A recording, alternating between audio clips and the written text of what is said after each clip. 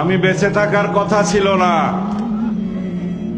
Fascist Sheikh Hasina, ফ্যাসিবাদী সরকার আমাকে গুম করে হত্যা করতে চেয়েছিল।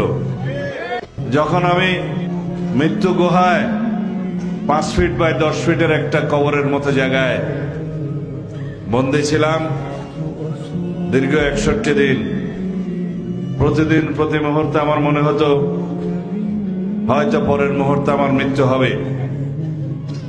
আমি তাদের কাছে আবদার করতাম আমার লাশ আমার পরিবারের কাছে হস্তান্তর করবে। তারা কথা বলতো না।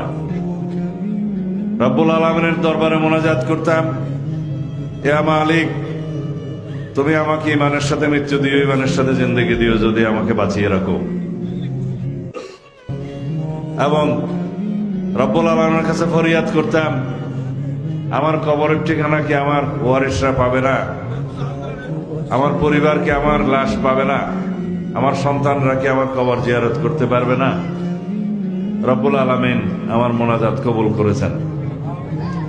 যখন আমাকে আরেক দেশে পাগলখানায় বন্দী করে রাখা হলো, সেই পাগলা গারদে রব্বুল আলামিনের কাছে অজর নয়নে কেঁদে মোনাজাত করেছিলাম, আমাকে অন্তত এই দেশে পাগল বেশে আমার মৃত্যু দিও না।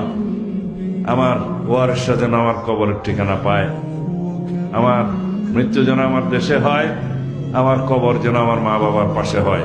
রব্বুল আলামিন কবুল করেছেন। রব্বুল আলামিনের দরবারে মোনাজাত করতাম প্রতিনিয়ত, ইয়া আল্লাহ, তুমি আমাকে ইজ্জতের সাথে সম্মানের সাথে আমার দেশে আমাকে ফেরত দিও।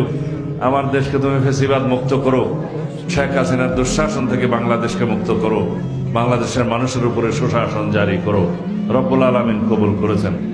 বিশ্বাস করেন ভাই, এই কথাটি শোনার পর আমার প্রত্যেকটা শৈলের পশম দাঁড়ায় গেছে যে একটা মানুষকে কতটা কষ্ট তারা দিতে পারে এবং দিয়ে গেছে, কতটা কষ্ট দিতে পারে। ভাই একটা জিনিস আপনি ভাবেন, আপনার বাড়ি, আপনার ঘর, আপনাকে যদি আপনার ঘরের মধ্যে রাইখেও কেউ তালা দিয়ে থেকে সারাটা দিন ফাঁকে থাকে, আপনি কিন্তু ওই ঘরে কখনোই থাকতে পারবেন না।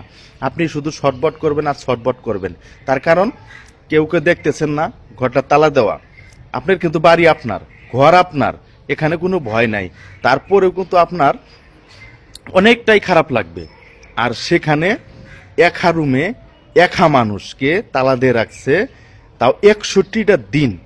আপনি চিন্তা করেন, ওই মানুষটা যে বেঁচে আছে, এটা আল্লাহর কাছে হাজার হাজার শুকরিয়া আদায় করার দরকার। তার কারণ হইল, এইভাবে কখনো মানুষ থাকে না, এইভাবে মানুষকে কোনো কষ্ট দিতে পারে না। হাইরে দুনিয়া, তুমি কোন